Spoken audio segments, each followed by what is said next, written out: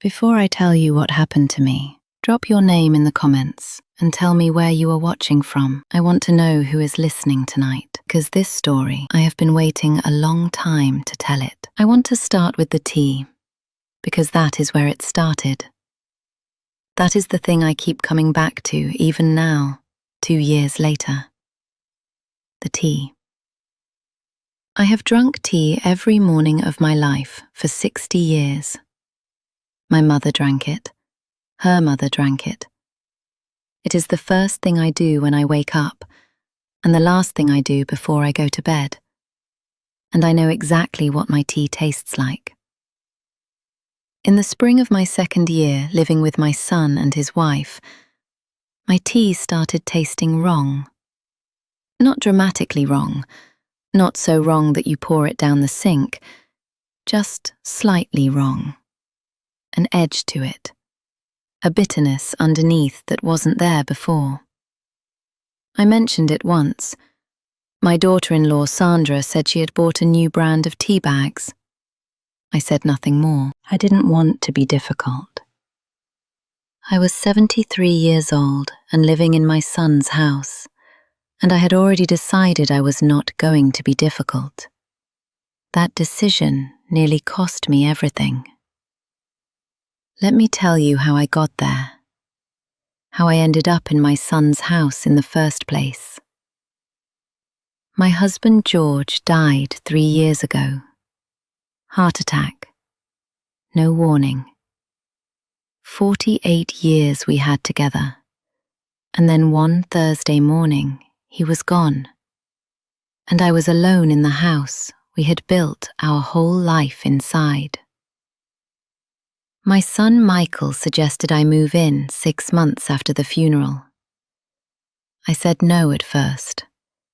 I had my house, my garden, my church friends who came on Thursdays, my independence. I am not the kind of woman who asks for help easily. But Michael kept asking, and I loved my son. And the winters were long, and I was 70 years old and alone. So I moved in. Sandra had prepared the room nicely. New curtains I didn't need. Very thorough, very efficient. The kind of welcome that is correct in every detail and somehow still doesn't feel warm. The first year was manageable. I stayed out of the way. I ate dinner with them. I helped where I could. I did not comment on how Sandra ran things, even when I had opinions, which I always had. In the 2nd year, Michael started traveling for work. 2 nights here, 3 nights there. And when he was away, the house had a different feeling. Sandra stopped driving me to my Thursday church visits. She said it was inconvenient.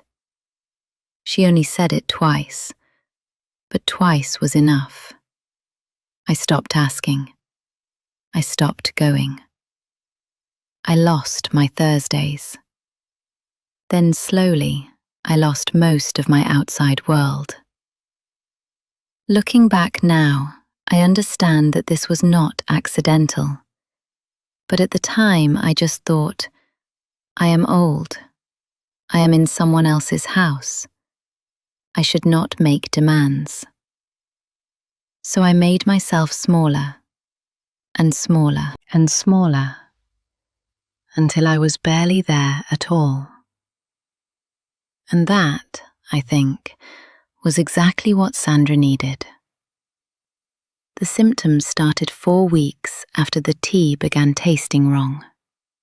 Nausea first. Not severe, the kind you dismiss as something you ate. Then dizziness. Then a tiredness so deep it didn't feel like tiredness anymore. It felt like something pulling me down from the inside. Stomach pain that came and went. No pattern. No obvious cause. My own doctor couldn't find the answer. He referred me to the hospital. Sandra drove me. Sandra sat beside my bed. Sandra spoke for me, finishing my sentences, explaining my diet, describing my medications, telling the nurse what I ate and when and how much, and whether I had been confused lately. That word, confused. She used it 3 times in 20 minutes. I was not confused. I was exhausted and in pain, and a very long way from my garden. But I was not confused. The physician who examined me was a careful man, quiet. He asked good questions, and at a certain point, with Sandra out of the room, and I remember this so clearly, he looked at me and he said, "Is there anything about your home situation you would like to tell me?" I looked at him, and I said the one thing I had not said to anyone. I said, "My tea has been tasting strange for 2 months." He wrote it down. He did not explain it away.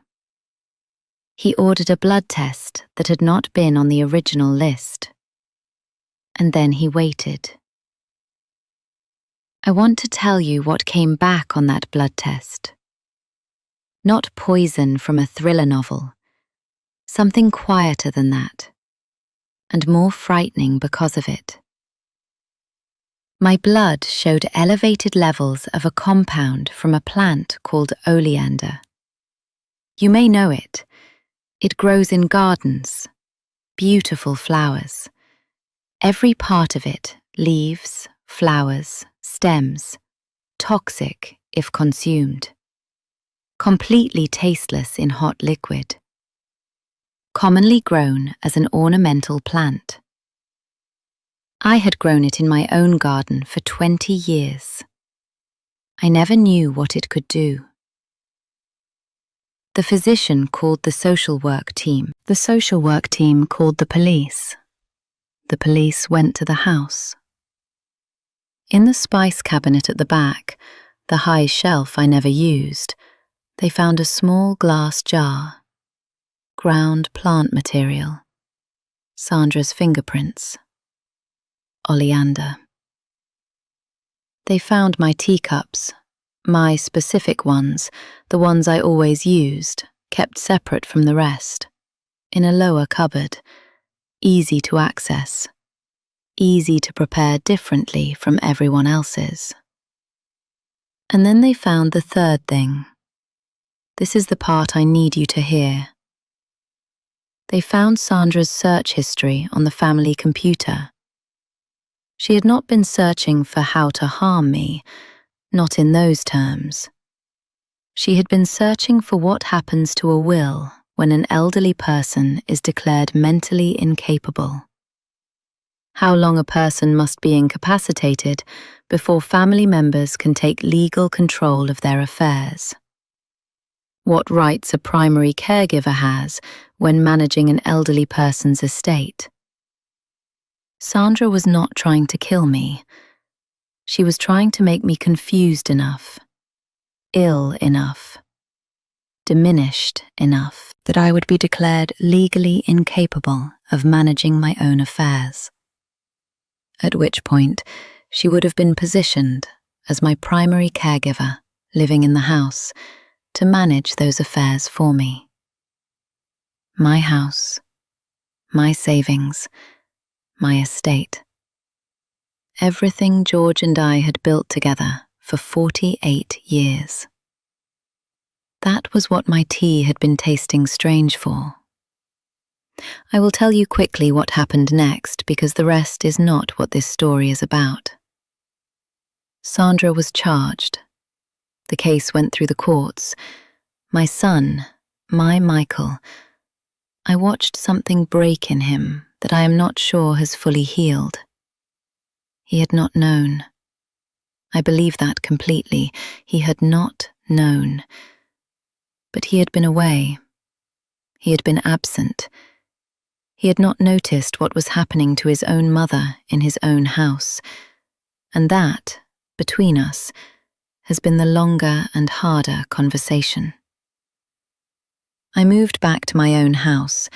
My garden was overgrown, but it came back. Gardens always come back if you give them time. My church friends came on a Thursday, 2 weeks after I returned. They brought food, and they stayed for 4 hours. And I cried in a way I had not let myself cry through any of it. That Thursday, I got back too. Now I want to speak to you directly, to every person watching this. If you are living in someone else's house and you are making yourself smaller, stop. Your needs are not an inconvenience. Your presence is not a burden. And the moment someone begins to treat it as one, that is information. That is important information. Do not ignore it. If something about your food or drink tastes wrong, say so. Loudly. More than once. Do not accept a simple explanation and go quiet. Say it again. See a doctor on your own. Take someone who is not part of your household. If you are losing your outside world, your friends, your activities, your independent connections, one inconvenience at a time, that is not coincidence. That is isolation, and isolation is the first thing that has to happen before everything else can. Document everything. Dates, descriptions, what was said and who said it. Keep it somewhere only you can access. A notebook, a phone note with a password, anything. Because documentation is the thing that saved me. The physician who listened saved me. And the blood test that should not have been on the list saved me. I am 75 years old now. I drink my tea every morning. It tastes exactly as it should. And every Thursday, without fail, my church friends come. Please subscribe to this channel. Like this video. Share it with your mother, your grandmother, your aunt, the woman you know who moved into someone else's house and has been making herself smaller ever since. And leave me your name and where you are watching from. I am reading every single comment.